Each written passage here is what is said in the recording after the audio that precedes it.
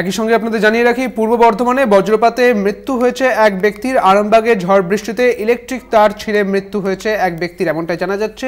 অর্থাৎ জেলায় জেলায় যে ঝড় বৃষ্টি ইতিমধ্যে শুরু হয়ে গিয়েছে এবং সেখানে কিন্তু পূর্ব বর্ধমানে বজ্রপাতে মৃত্যু হয়েছে এক ব্যক্তির। আরামবাগে ঝড় বৃষ্টিতে ইলেকট্রিক তার ছিঁড়ে এই মৃত্যু এক ব্যক্তির, এমনটাই জানা যাচ্ছে। অর্থাৎ পূর্ব বর্ধমানে এক ব্যক্তির মৃত্যু হয়েছে, অন্যদিকে আরামবাগে মৃত্যু হয়েছে ইলেকট্রিক তার ছিঁড়ে এক ব্যক্তির।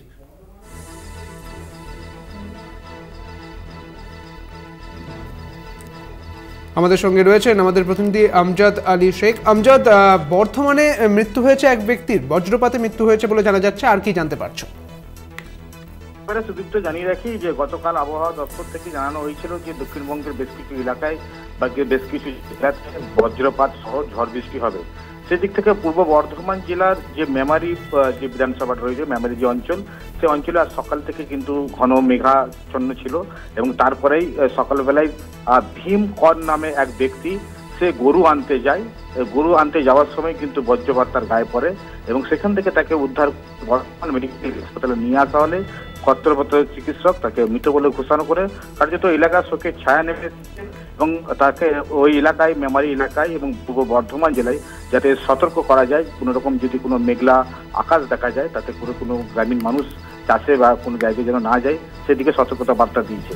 এখন দেখার যে যাতে করে পূর্ব বর্ধমান জেলায় এরকম ঘটনা না ঘটে সেদিকে তাকিয়ে রয়েছে পূর্ব বর্ধমান জেলা প্রশাসন।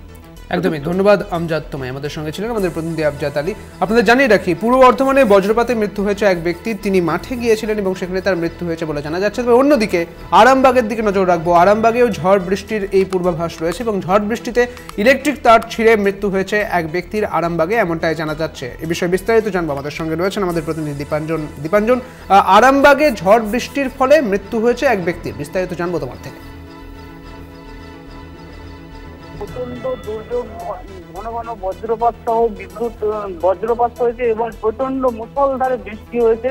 আর তার জেরেই এখানে প্রচন্ড বজ্রপাত হয়েছে। সেই বজ্রপাতের জেরে পুরসুরা যে শ্রীরামপুর গ্রাম আছে, সেই শ্রীরামপুর গ্রামের এক যুবক সকালে কাজের জন্য মাঠে বেরিয়েছিল, ঠিক সেই সময়তেই বজ্রপাতে তার মৃত্যু হয়েছে বলে জানা গেছে।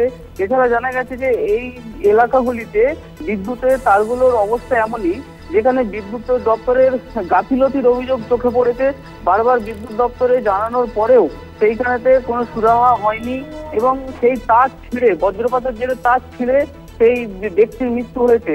এই নিয়েই বিদ্যুৎ দপ্তরের সঙ্গে একটা টানাপোড়েন চলছে এবং এই মুহূর্তে পরিস্থিতি যথেষ্ট উত্তপ্ত হয়ে রয়েছে শ্রীরামপুর এলাকা এবং পুলিশের আস্তে আস্তে তারা অবরোধ তুলে নিয়েছে, কিন্তু তারা বিদ্যুৎ দপ্তরকে বলেছে যদি দ্রুত এর সুরাহা না মেলে তারা পুনরায় পথ অবরোধ করবে বলে জানিয়েছে। ধন্যবাদ দীপাঞ্জন, তোমায়। আমাদের সঙ্গে ছিলেন আমাদের প্রতিনিধি দীপাঞ্জন রায়। আপনাদের জানিয়ে রাখি, আরামবাগে বৈদ্যুতিক তার ছিঁড়ে অর্থাৎ ইলেকট্রিক তার ছিঁড়ে মৃত্যু হয়েছে এক ব্যক্তির, অন্যদিকে বর্ধমানে এক ব্যক্তির মৃত্যু হয়েছে, বজ্রপাতে মৃত্যু হয়েছে তার। এবং বজ্রপাতের মৃত্যুর পর এই আরামবাগের ঘটনা উঠে আসছে, যেটি উল্লেখযোগ্য যে ইলেকট্রিক তার ছিঁড়ে মৃত্যু হয়েছে এক ব্যক্তির। আপনারা জানেন যে এই যে কিছুটা সময় ধরে যে দাবদাহ চললো, তারপরেই কিন্তু বৈশাখ মাসের আগেই এই অকাল কালবৈশাখী সতর্ক করেছে আবহাওয়া দপ্তর। আবহাওয়া দপ্তর সূত্রে খবর, 50 থেকে 60 কিলোমিটার বেগে এই ঝড় বইতে পারে দক্ষিণবঙ্গের প্রায় প্রতিটি জেলাতেই।